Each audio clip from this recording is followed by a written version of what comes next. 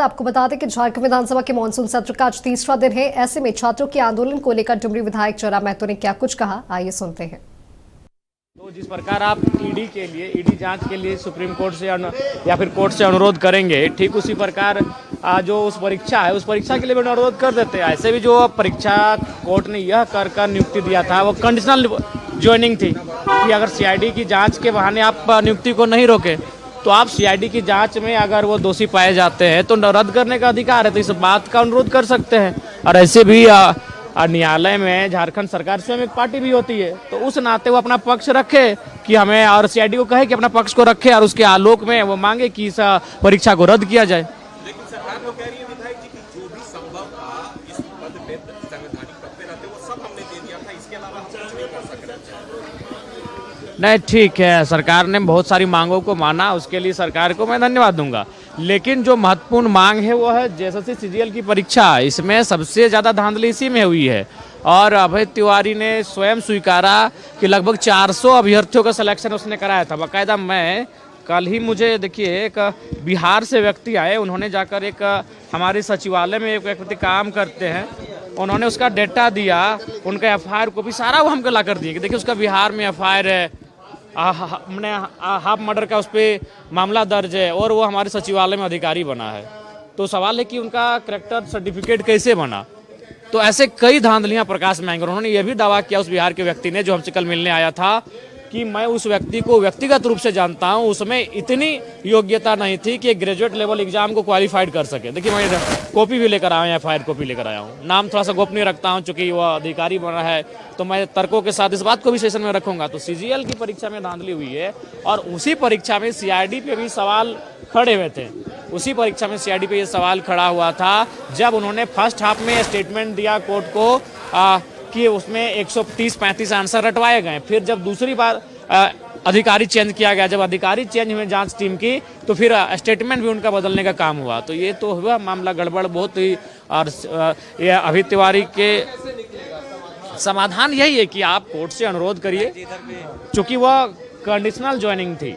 Court ने यह कहकर ज्वाइनिंग दिया था कि सीआईडी की जांच चल रही है, तो इसके जांच के क्रम में आप नियुक्ति को मत रोकिए, जांच को चलने दीजिए। जांच पूरी हो जाती है, जांच में अगर साक्ष्य प्रमाणित होते हैं तो फिर उसको जांच का कमेटी पर उसको रद्द किया जाएगा।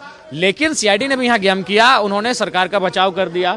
फर्स्ट हाफ में या फिर पहली बार जो उन्होंने स्टेटमेंट दिया था, जो रिपोर्ट सबमिट किया था, उस रिपोर्ट को बदल दिया, उस रिपोर्ट को उन्होंने बदलने का काम किया, जिसके क्रम में केस हल्का हुआ, केस कमजोर हुआ और फिर नियुक्ति बरकरार रही।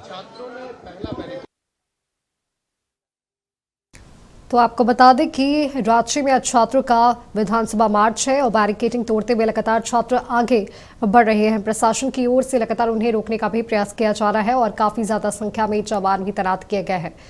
तो आपको बता दें कि करीब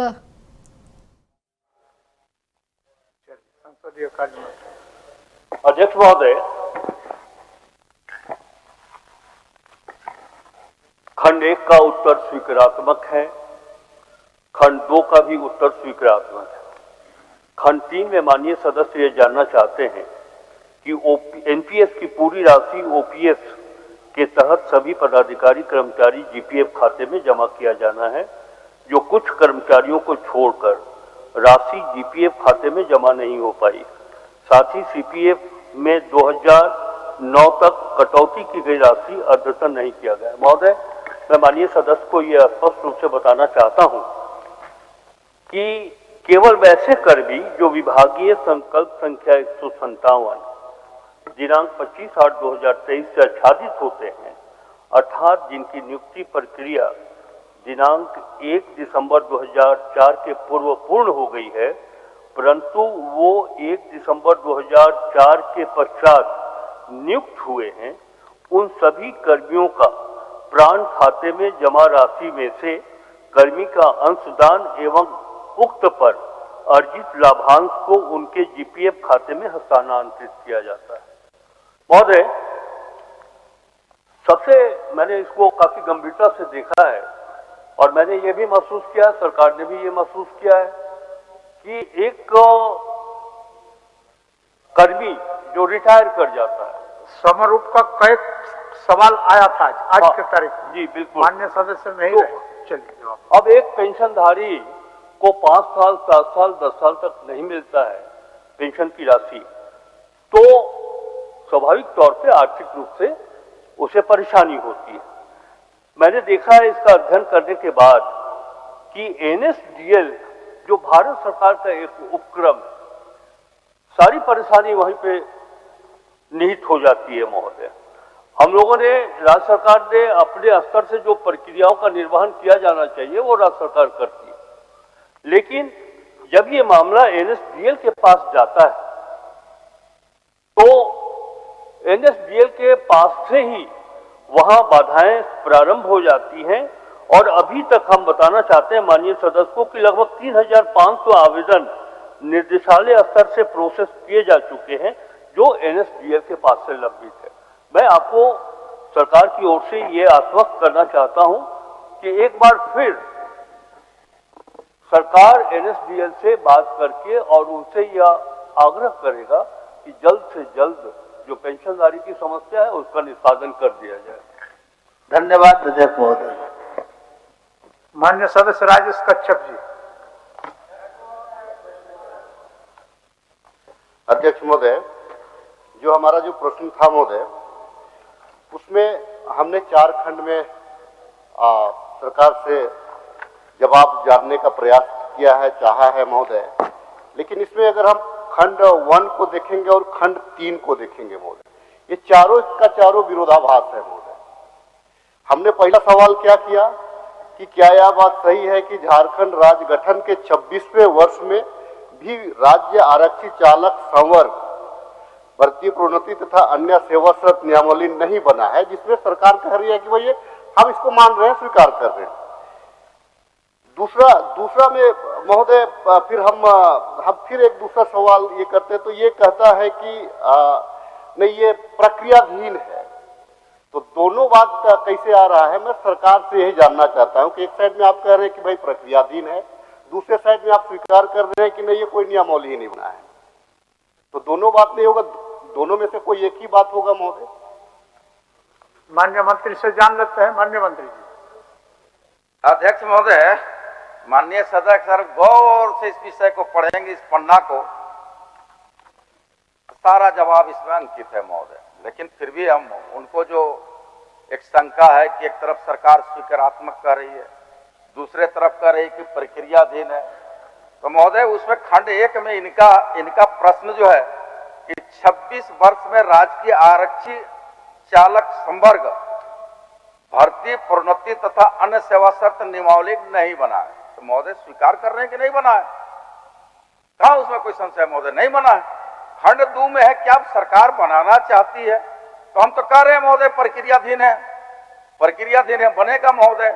और तीसरा इनका जो खंड का पूरक है महोदय कि पड़ोसी राज्य में अधिसूचना संख्या 7665 पटना दिनांक 20/9/2017 के द्वारा खंड 1 में वर्णित नियमावली 2017 का गठन किया गया है। झारखंड में ऐसा नहीं होने से चालक संपर्क के कर्मियों को ससमय प्रोन्नति नहीं मिल पाया। महोदय हम लोग प्रोन्नति दिए महोदय।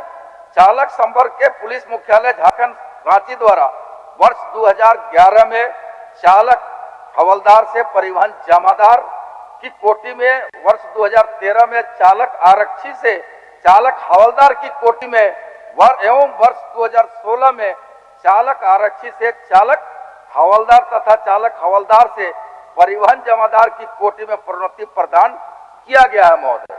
तो बड़ा स्पष्ट है महोदय।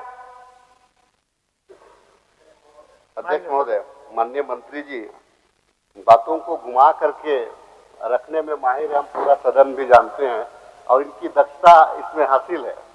हमारा सवाल सिर्फ इतना ही है महोदय कि एक साइड आप कह रहे हैं, जो तीसरा खंड में हमने पूछा नहीं था लेकिन आपने जवाब दे दिया कि भाई हमने बनाया, हमने कुछ लोगों को प्रमोशन दिया, और नियमावली भी कहता है कि अगर कोई सिपाही में भर्ती होता है तो फिर सिपाही से वो जमादार हवलदार होगा, हवलदार से फिर जमादार होगा।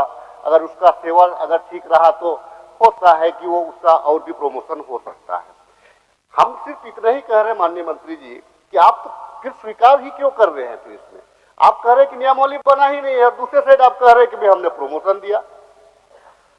आप ही तो जवाब दे रहे हैं। एक साइड आप कह रहे हैं ना, एक साइड आप ही स्पष्ट रूप से कह रहे हैं हमारे सवाल के जवाब में कि भाई नियमावली नहीं बना है, और दूसरी साइड में आपने कहा कि हमने प्रोन्नति दिया है। तो हमारा ये कहना है कि क्या राज्य हित में आप क्या कोई वैसे नियमावली बनाएंगे कि लोगों का जो प्रमोशन है वो कोई खास विशेष या जब अफसर चाहे या जब कैबिनेट चाहे तभी हो, उसका नियम अनुकूल होता रहे, ऐसा कोई नियमावली तैयार करेंगे कि ये प्रक्रियाधीन में ही अभी उसी टाइप से करते रहेंगे? हमारा सिर्फ इतना ही जानना है महोदय। माननीय मंत्री। अध्यक्ष महोदय, समझ रहे हैं लेकिन थोड़ा घुमा के फिर विषय को ले आ रहे हैं। हम तो कह रहे हैं कि महोदय हम नियमावली नहीं बनाए, लेकिन शायद माननीय सदस्य को इस बात की जानकारी होगी कि अगर हम जो नियमावली नहीं बनाए हैं, तो हम बिहार के नियमावली के नियमावली के तर्ज पर हम यहाँ आगे बढ़ते हैं महोदय। तो खंड 3 में 2017 के नियमावली के आधार पर हम लोग प्रोन्नति दिए हैं महोदय।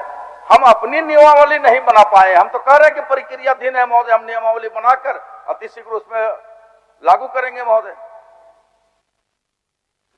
माननीय सदस्य जी मैं सदस्य समझ गया मंत्री जी। माननीय सदस्य जी, या तो अपना राज्य का नियमावली बनेगा जी, ये हमारा जो मादर राज्य है एकत्रित बिहार है, उसी का नियम को फॉलो किया जाता है। हाँ, तो दो पाठ पूछिए। नहीं, आपने बिल्कुल सही दिशा में इस विषय को ले जाने में मदद किया है महोदय, मैं आप आभार व्यक्त करता हूं।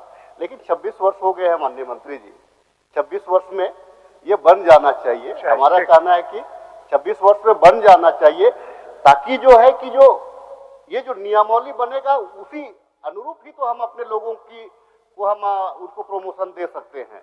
और नहीं तो फिर यही चलता रहेगा कि कुछ लोगों को आप जवाब दीजिएगा कि कुछ लोगों को हमने बिहार के तर्ज पे बनाया है। तो हम तो 2000 झारखंड का नियमावली का ही तो मांग कर रहे हैं, ताकि जो हमारे जो आरक्षी वर्ग के जो हैं उनका मनोबल ना टूटे, उनका अनुभव का लाभ राज्य ले सके, उनका अनुभव का राज्य। तो ये तस्वीरें जहां पर छात्रों के द्वारा विधानसभा मार्च किया जा रहा है और ये बैरिकेडिंग के पास उन्हें रोका गया है। काफी ज्यादा संख्या में पुलिस जवान भी मौजूद हैं। छात्रों का ये प्रदर्शन उग्र होता नजर आ रहा है और बैरिकेडिंग कर उन्हें रोका गया है। काफी ज्यादा संख्या में प्रशासन पुलिस भी मौजूद है। तो ये तस्वीर आपको विधानसभा क्षेत्र से दिखा रहे हैं, जहां पर आज यानी कि 10 अगस्त को विधानसभा घेराव का ये कार्यक्रम तय था और उसी के मद्देनजर छात्रों के द्वारा जेपीएससी और जेएसएससी छात्रों के द्वारा ये विधानसभा मार्च निकाला गया है। करीब 2000 अतिरिक्त पुलिस जवानों की तैनाती की गई है। उन्हें लगातार रोकने का प्रयास किया जा रहा है, बैरिकेडिंग लगाई गई है, साथ ही कटीले तार का उपयोग भी किया गया है। कटीले तारों से घेराबंदी कर उन्हें रोकने का प्रयास किया जा रहा है और काफ़ी ज़्यादा संख्या में छात्र भी मौके पर मौजूद हैं, लगातार कूच कर रहे विधानसभा की तरफ और बैरिकेड कर उन्हें फिलहाल रोक दिया गया है। इससे पहले भी बैरिकेडिंग लगा के उन्हें रोका गया था, जिससे छात्रों ने पार कर वो लगातार आगे बढ़ रहे हैं।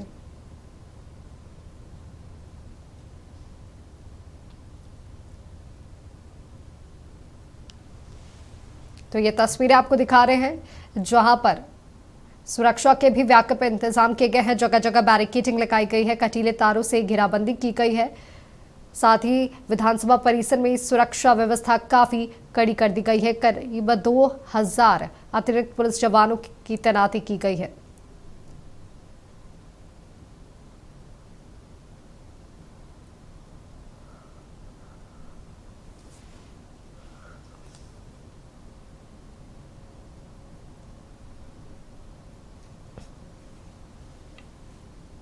तो ये तस्वीरें रांची से दिखा रहे हैं, जहां छात्रों के द्वारा ये विधानसभा मार्च किया जा रहा है और बैरिकेडिंग कर उन्हें रोका गया है। काफी ज्यादा संख्या में छात्र मौके पर मौजूद हैं।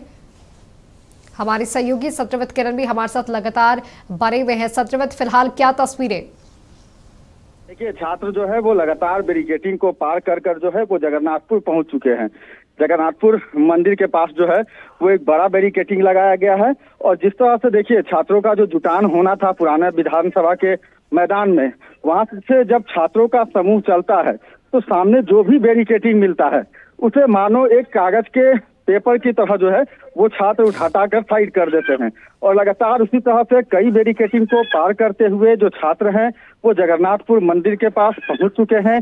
जगन्नाथपुर मंदिर के पास वाटर कैनन और काफी संख्या में सुरक्षा कर्मियों की तैनाती की गई है।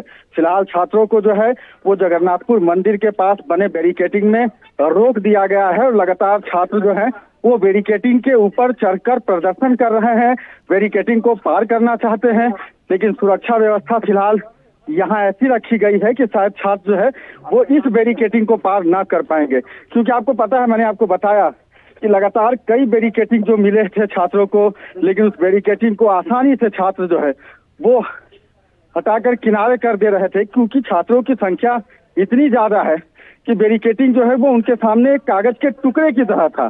तो फिलहाल छात्रों को रोक लिया गया है।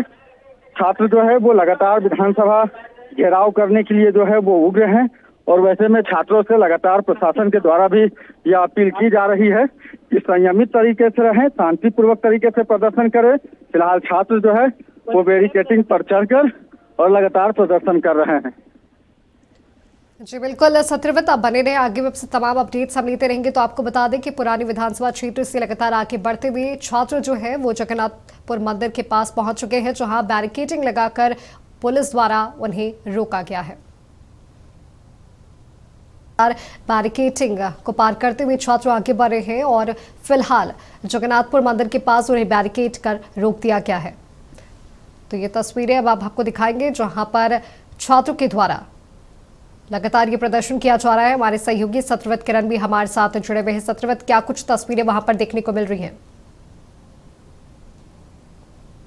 तस्वीरें आप खुद देखिए कि लगातार जो छात्र हैं वो आगे बढ़ते जा रहे थे। उस दौरान छात्रों को जो है वो जगन्नाथपुर के पास, जगन्नाथपुर मंदिर के पास रोक दिया गया है। और आप देखिए कि जो जगन्नाथपुर मंदिर के पास बैरिकेटिंग लगाई गई है, काफी मजबूत है यह बैरिकेटिंग। यही कारण है कि छात्र इस बैरिकेटिंग को पार नहीं कर पा रहे हैं। मैंने आपको बताया माधवी कि इससे पहले यानी कि पुराने विधानसभा मैदान से लेकर यहाँ तक पहुँचने में छात्रों को कई और बैरिकेटिंग मिले थे, लेकिन छात्रों की संख्या इतनी ज्यादा है कि उस बैरिकेटिंग को छात्र जो है वो आसानी से पार करते हैं। यानी कि उस बैरिकेटिंग को कागज के टुकड़े की तरह जो है वो छात्र जो है वो अपने हाथों से भीड़ में जो लोग हैं वो हटाते हैं। लेकिन आप देखिए कि फिलहाल यहाँ पर जो है वो काफी 6-7 लेयर की जो है वो बैरिकेटिंग बनाई गई है और यही कारण है कि इस बैरिकेटिंग को पार करना कहीं ना कहीं छात्रों के लिए मुश्किल है। यही कारण है कि छात्र जो है वो बैरिकेटिंग के ऊपर चढ़ गए हैं, लगातार प्रदर्शन कर रहे हैं। दूसरी तरफ आप देखिए कि काफी संख्या में सुरक्षा कर्मियों की तैनाती की गई है, वाटर कैनन की व्यवस्था की गई है और लगातार जो है वो प्रशासन के लोग छात्रों से यह अपील कर रहे हैं कि शांतिपूर्वक तरीके से जो छात्र है वो प्रदर्शन करे। और आप देखिए कि लगातार पुलिस के जो बड़े अधिकारी हैं वो भी मौजूद हैं, लगातार दिशा निर्देश दिया जा रहा है, क्योंकि यह छात्र जो है वो विधानसभा के काफी नजदीक पहुंच चुके हैं। अब समझिए कि जगन्नाथपुर मंदिर से विधानसभा की दूरी जो है वो काफी कम है। वैसे में लगातार छात्रों का बैरिकेटिंग को पार करते हुए यहाँ तक पहुँच पाना, यही कारण है कि अब प्रशासन के लोग पूरी तरह से डटे हुए हैं ताकि छात्रों को अब बैरिकेटिंग पार नहीं करने दिया जाए। लगातार देखिए छात्रों से बातचीत भी हो रही है, प्रशासन लगातार यह कोशिश कर रही है, छात्रों से यह आग्रह भी किया जा रहा है कि शांतिपूर्वक तरीके से प्रदर्शन करे, अपनी मांगों को रखे। और लगातार अब तक की अगर बात करें तो छात्रों का जो देखने को मिला है प्रदर्शन वो भी संयमित तरीके से है। आज का दिन आपको पता है कि पहले से ही छात्रों के द्वारा यह निर्धारित किया गया था कि जेपीएससी जेएससीसी भर्ती परीक्षा में कथित गड़बड़ी और अनियमितता के खिलाफ जो है वो छात्र आंदोलन करेंगे, विधानसभा का जो है वो घेराव करेंगे। और फिलहाल देखिए कि जो छात्र हैं वो विधानसभा का घेराव करने निकल पड़े हैं। छात्रों की मांग है कि विवादित परीक्षा को रद्द किया जाए और पूरे मामले की निष्पक्ष यानी कि सीबीआई से जांच कराई जाए। पिछले कई दिनों से जयपाल सिंह स्टेडियम में लंबे समय से धरने पर बैठे छात्रों ने आज विधानसभा कूच का ऐलान किया था। आंदोलन को देखते हुए जिला प्रशासन के तरफ से भी लगातार जो है वो सुरक्षा के पुख्ता इंतजाम किए गए थे। लगातार जो है वो कई जगहों पर जो है वो बैरिकेडिंग की गई थी। और आप देखिए कि प्रशासन के लोग भी जो है वो काफ़ी संयमित तरीके से, क्योंकि मैंने आपको बताया कि जब विधानसभा, पुराने विधानसभा में जब यह छात्र एकत्रित हुए थे, वहाँ से कई बैरिकेडिंग को जब छात्रों ने पार किया, उस दौरान भी पुलिस को भी तरह की कोई सख्ती जो है वो देखने को नहीं मिली। और लगातार प्रशासन के अधिकारी अभी भी छात्रों से यही अपील कर रहे हैं कि वो शांतिपूर्वक तरीके से जो है वो अपना आंदोलन करे। और अब तक छात्र भी जो है वो काफ़ी संयमित तरीके से अपनी मांगों को रख रहे हैं, लेकिन चूंकि छात्रों की संख्या इतनी ज़्यादा है कि आप देखेंगे, विश्वास नहीं हो पाएगा, जहाँ तक आपकी नज़रें जाएंगी दूर दूर तक जो है वो छात्र हैं, यानी कि हजारों की संख्या में जो छात्र है वो इस विधानसभा घेराव में पहुंचे हैं। वैसे में छात्रों की संख्या को देखते हुए प्रशासन भी जो है वो लगातार मुस्तैद है। प्रशासन भी लगातार जो है वो सुरक्षा के इंतजाम कर रहा है, लगातार जो है वो जवानों की तैनाती की जा रही है। आप देखिए वाटर कैनन की व्यवस्था की गई है, यानी कि प्रशासन अपने तरफ से पूरी तरह से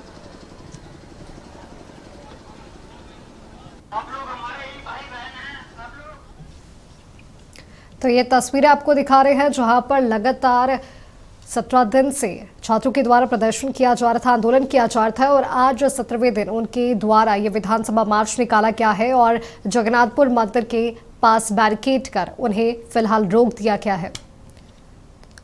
आपको बता दें कि इस मार्च में काफी ज्यादा संख्या में छात्र पहुंचे हैं, साथ ही साथ सुरक्षा के भी व्यापक इंतजाम किए गए हैं, जगह जगह बैरिकेडिंग की गई है। विधानसभा परिसर और आसपास के क्षेत्रों में निगरानी काफी ज्यादा बढ़ा दी गई है। करीब 2000 अतिरिक्त पुलिस जवानों को भी तैनात किया गया है। एक बार फिर हमारे सहयोगी सत्रवत किरण हमारे साथ जुड़े हुए हैं। सत्रवत, लगातार 17 दिन से छात्रों के द्वारा ये आंदोलन किया जा रहा था और आज 17वें दिन उनके द्वारा ये विधानसभा मार्च निकाला गया है। तो देखिए बिल्कुल वही तस्वीरें मैं आपको दिखा रहा हूं कि छात्र जो है वो पहुंच चुके हैं विधानसभा घेराव करने और फिलहाल छात्रों को रोका गया है जगन्नाथपुर मंदिर के पास और लगातार छात्र आपको दिख रहे होंगे बैरिकेडिंग पर चढ़ छात्र जो है वो लगातार प्रदर्शन कर रहे हैं। जयपाल सिंह मुंडा स्टेडियम में लंबे समय से धरने पर बैठे छात्रों ने आज विधानसभा कूच का ऐलान किया था। आंदोलन को देखते हुए रांची जिला प्रशासन ने भी सुरक्षा के कड़े इंतजाम किए थे। विधानसभा की ओर जाने वाले रास्तों पर बैरिकेडिंग की गई थी और पुलिस बल की तैनाती बढ़ा दी गई है। और अब तक प्रशासन का जो रवैया इन छात्रों के प्रति दिखा, आप देखिए काफ़ी सकारात्मक। मैंने आपको बताया कि पुराने विधानसभा मैदान के पास से जब हजारों की संख्या में आंदोलनरत यह छात्र निकले थे विधानसभा घेराव करने और अब जब यह छात्र जगन्नाथपुर मंदिर के पास इन्हें रोका गया है, उस दौरान छात्रों ने कई बैरिकेडिंग को पार किया, लेकिन पुलिस के तरफ से किसी भी तरह की कोई सख्ती नहीं बरती गई। और आप देखिए कि जगन्नाथपुर के पास भी जो पुलिस कर्मियों की तैनाती की गई है, किसी भी पुलिसकर्मी के पास आपको किसी भी तरह का जो हथियार है वो देखने को नहीं मिलेगा। यानी कि पुलिस चाहती है कि छात्र आंदोलन करे, लेकिन शांतिपूर्वक तरीके से करे, कानून व्यवस्था को बनाए रखे। और यही कारण है कि जब छात्र सड़क मार्च, विरोध मार्च के लिए निकले थे, उस दौरान भी पुलिस जो है वो उनके साथ थी, लेकिन किसी भी तरह की कोई सख्ती पुलिस के द्वारा नहीं की गई। आपको पता है कि कल भी जब मंत्रियों की कमेटी जो बनाई गई है, उनके द्वारा भी जब अपनी बातों को रखना हर किसी का अधिकार है और ये छात्र कहीं बाहर ही हमारे ही छात्र हैं। वैसे में छात्रों से उस वक्त भी यह आग्रह किया गया कि छात्र आंदोलन करना चाहते हैं, शांतिपूर्वक तरीके से करे, किसी भी तरह की कोई समस्या नहीं हो। और आप देखिए कि यही रवैया है वो काफी सकारात्मक दिखता है, उपद्रव वाली स्थिति नहीं की गई है। छात्र शांतिपूर्वक तरीके से अपनी मांगों को रख रहे हैं। आप देखिए कि अलग अलग लोग जो है वो भी पहुंचे हैं इन छात्रों के आंदोलन में, इनका समर्थन करने के लिए। इस भीड़ में न सिर्फ आपको छात्र बल्कि कई ऐसे लोग भी दिख रहे होंगे जो कि अभिभावक हैं, इन छात्रों के आंदोलन के साथ हैं, क्योंकि छात्रों का यह आंदोलन न सिर्फ छात्रों का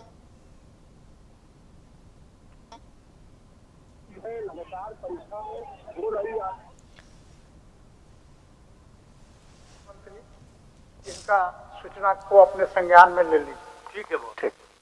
माननीय सदस्य श्रीमती सविता महतो जी, पूछिए। अध्यक्ष महोदय धन्यवाद। जल साधन विभाग का प्रश्न है। ईटागढ़ विधानसभा क्षेत्र अंतर्गत मैसड़ा स्वर्णरेखा डैम से नहर होते हुए 15 किलोमीटर लिफ्ट से सिंचाई होने से लाभ 50 गांव को सिंचाई का सुविधा पहल होगी। और दूसरा जो निम्डी प्रखंड स्वर्णरेखा डैम निम्डी प्रखंड के उड़िया गांव से 10 किलोमीटर से लिफ्ट से सिंचाई होने से उस क्षेत्र में लगभग गांवों के लगभग लाभ मिलेगा। और अमड़ा नदी से कांसीडी होते हुए घाटशिला कांदरबेड़ा तक लगभग 6 किलोमीटर तक लिफ्ट से सिंचाई नहीं होने के कारण किसानों को अभी तक लाभ नहीं मिला। और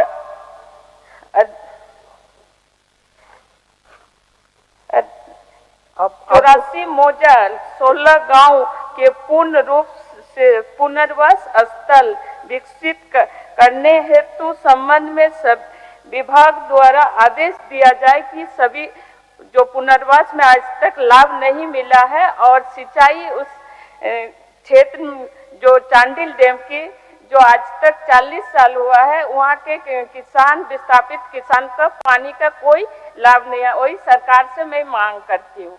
माननीय मंत्री। अध्यक्ष महोदय, माननीय सदस्य ने जो प्रश्न किए हैं उस प्रश्न में जो अभी विस्थापित का बात उन्होंने की है वो चीज़ अंकित नहीं है। इसके बाद भी मैं उनके बातों से गंभीरता से लेते हुए और ये नीमडी कुकुडू डैम का प्राक्कलन तैयार है, बहुत जल्दी उसको हम लोग पास करके जो योजना ये बोल रहे हैं उस योजना को हम लोग करने जा रहे हैं। ठीक। मान्य अध्यक्ष महोदय, एक समय सीमा होते क्योंकि डैम बन के 40 साल हो गया, अभी तक वहाँ पर कोई सिंचाई का सुविधा नहीं है मिला है। माननीय मंत्री जी। बहुत जल्दी हमको लगता है 2-3 महीना में वहाँ का टेंडर निकल जाएगा। धन्यवाद। माननीय सदस्य अमित कुमार जी। अमित कुमार जी। धन्यवाद अध्यक्ष महोदय। उत्तर मुझे प्राप्त है अध्यक्ष महोदय, और जो उत्तर मुझे मिला है उसमें है कि तत्कालीन सीओ आलोक कुमार के ऊपर उपायुक्त रांची के द्वारा आरोप पत्र गठित किया गया है और ये विभाग को उपलब्ध कराया गया है। महोदय, मेरी जिज्ञासा ये है कि आखिर आरोप पत्र जो गठित किए गए हैं तो